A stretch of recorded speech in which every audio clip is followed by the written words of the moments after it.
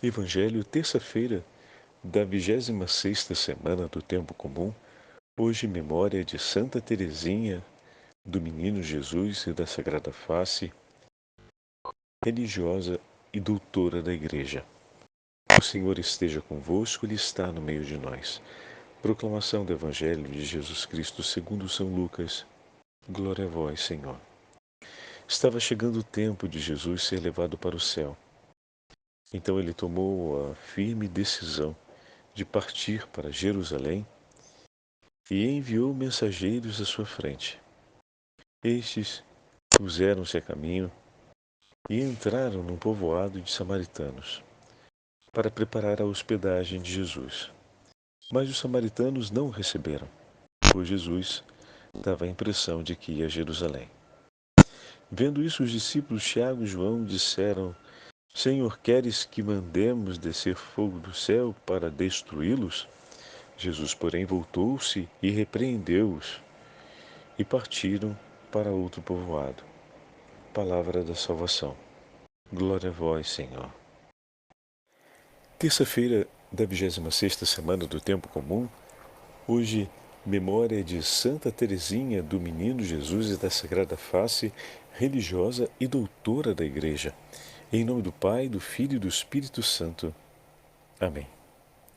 Queridos irmãos e irmãs, a Santa Liturgia hoje nos leva para ouvirmos a continuação do 9º capítulo do Evangelho de São Lucas.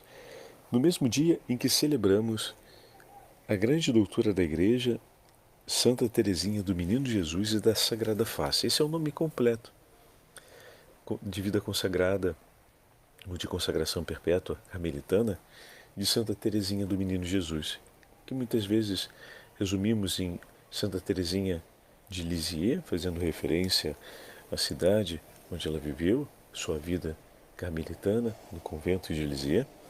Algumas vezes falamos só Santa Teresinha do Menino Jesus e esquecemos ou deixamos de falar, por ser muito longo, Santa Teresinha do Menino Jesus e da Sagrada Face.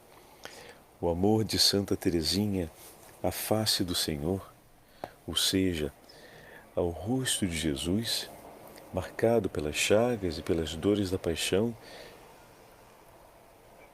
é uma marca que a acompanha pela sua inteira vida. A compreensão de sua vocação como amor passa diretamente pela compreensão do rosto de Jesus, que se volta para cada um dos pecadores, traz sobre si os tormentos da paixão, mas não permite que nos percamos longe do seu olhar. Um Senhor que, mesmo ferido, olha por nós, que fará descer fogo do céu, mas não como Tiago e João esperam que seja, mas o fogo do Espírito Santo para renovar a face da terra. Tiago e João pediram ao Senhor, perguntaram ao Senhor se poderiam pedir o fogo do céu que destruísse, devastasse a cidade que não recebeu Jesus. E Jesus os repreende. Ele tem o desejo de fazer, como o Padre acabou de falar, fazer vir do céu um fogo poderoso, mas para renovar a face da terra. Um fogo transformador, capaz de queimar tudo o que é impuro, arrancar o que leva à morte e conduzir à purificação tudo aquilo que lhe pertence. Sim, o Senhor irá em Pentecostes derramar o fogo do céu, mas para inundar a vida dos discípulos da plenitude do Espírito. Eles ainda não compreenderam isso, mas haverão de compreender na continuidade do caminho ao lado de Jesus. Dom Bosco tem uma palavra que nos ensina um pouco mais a compreender essa delicadeza de Jesus no modo de falar, mas ao mesmo tempo recupera para nós essa grande fortaleza de espírito do Senhor que hoje decididamente abraça o caminho em direção a Jerusalém. Jesus não irá pestanejar, não há dúvidas sobre o seu coração. Ele vai seguir o caminho ao encontro do Senhor e irá entregar sua vida, oferecendo-a pela nossa salvação. São João Bosco escreve comentando as atitudes de Jesus, que hoje aparecem bem fortes no Evangelho. A primeira, a grande decisão interior do coração do Senhor de amar-nos e amar-nos até o fim. E a segunda, essa docilidade do Senhor em instruir para a vida o coração dos discípulos e dos homens, a fim de que compreendam o Evangelho e o coloquem em prática. Eu dizia, o Senhor fará vir fogo do céu, porém, não como espera, naquele momento, João e Tiago. E como é bonito saber que João e Tiago vão continuar posteriormente clamando a vinda do fogo do céu, mas não como eles querem agora que seja, mas como o Senhor irá derramar o fogo do Espírito. A conversão do coração dos discípulos, o Senhor conquista o coração dos discípulos e eles terminam vivendo o que o Senhor queria para a vida deles. Por isso a gente pode hoje dizer, vence, Senhor, também na nossa vida. Arrasta-nos para Ti, para que, vencidos pela força da Tua palavra, nós possamos também viver a vida conforme o Senhor a deseja. Triunfa sobre nós, Senhor. Diz São João Bosco, é mais fácil zangarmos-nos do que aguentar. Ameaçar uma criança do que persuadi-la. Diria mesmo que a nossa impaciência e o nosso orgulho acham melhor impor castigos severos aos recalcitrantes do que devolvê-los ao bom caminho com firmeza e brandura de coração. No entanto, o que vos recomendo é aquela caridade que nos ensina o apóstolo Paulo. A caridade que ele tinha pelos recém-convertidos e que ia até as lágrimas e as súplicas por muitas vezes quando os achava pouco dóceis ou inacessíveis ao seu amor e ao conhecimento do amor de Deus. Tendo cuidado para não agir por impulso, quando castigamos, queridos irmãos, é difícil manter a equanimidade necessária para que as pessoas não pensem que estamos a agir para mostrar a nossa autoridade ou para dar rédea solta à nossa irritação que muitas vezes está presente ali. Vejamos, olhando os nossos rapazes, como filhos sobre os quais temos poder.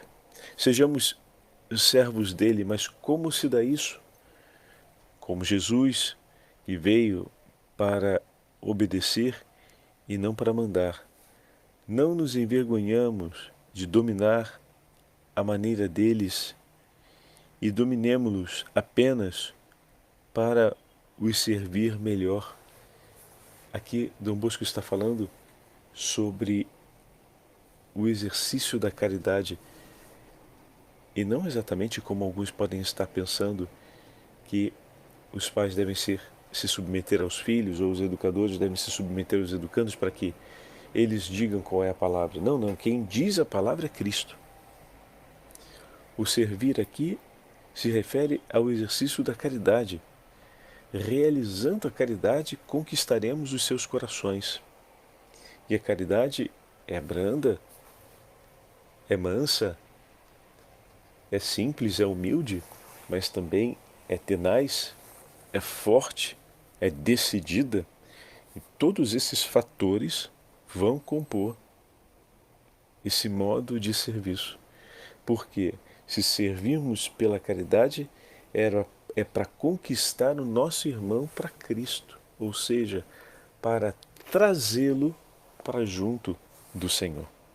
Continuando o texto, foi o que Jesus fez com os apóstolos, que eram ignorantes e rudes. Além disso, apoiou-os quando não eram fiéis, sendo fiéis por eles, e teve uma bondade e uma amizade familiar com os pecadores, de tal modo que alguns ficaram espantados, outros escandalizados, mas outros pediram perdão a Deus por conta do gesto que Jesus lhes testemunhou.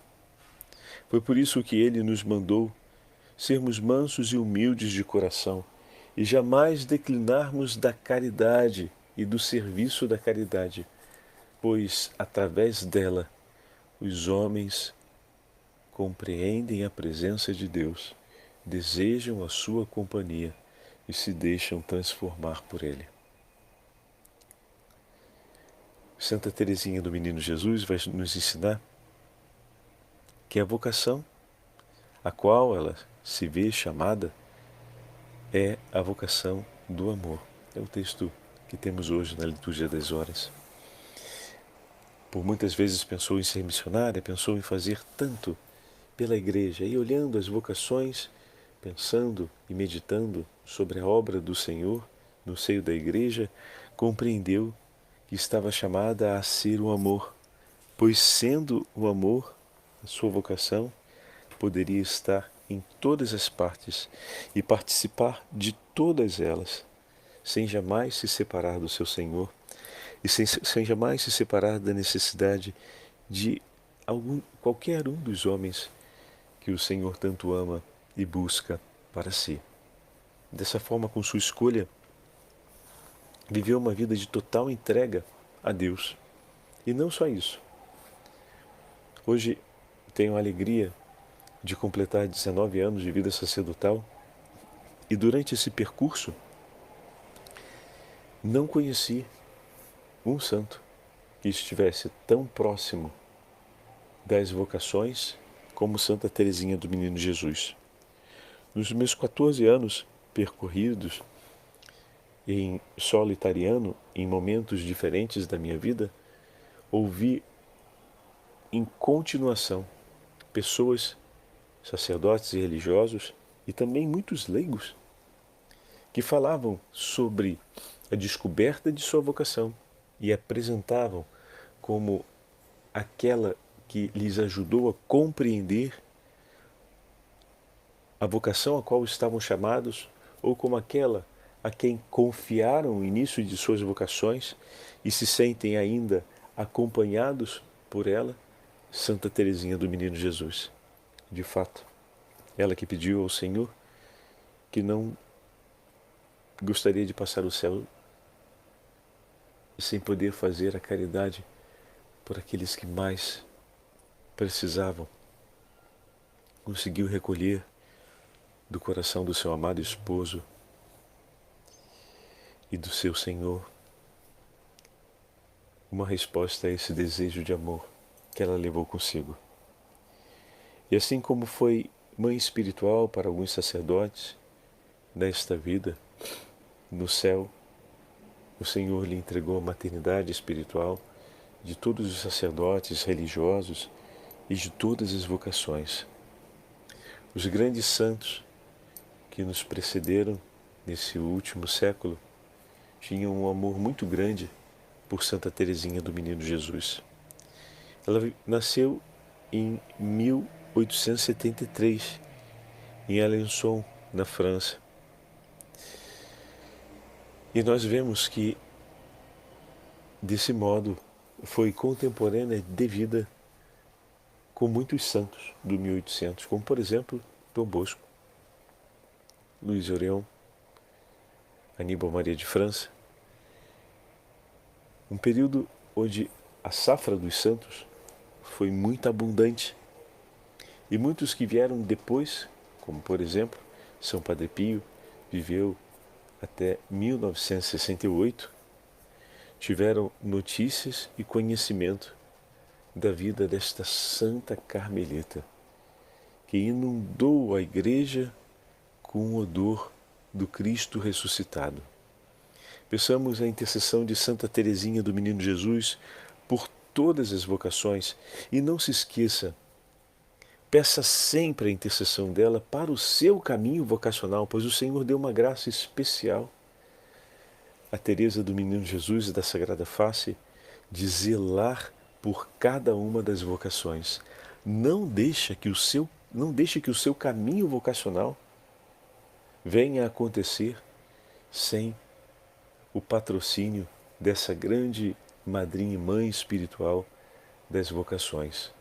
Que o bom Deus nos confirme no caminho da fé e pela intercessão de Santa Teresinha do Menino Jesus e de toda a família carmelitana nos proteja e nos livre de todo o mal.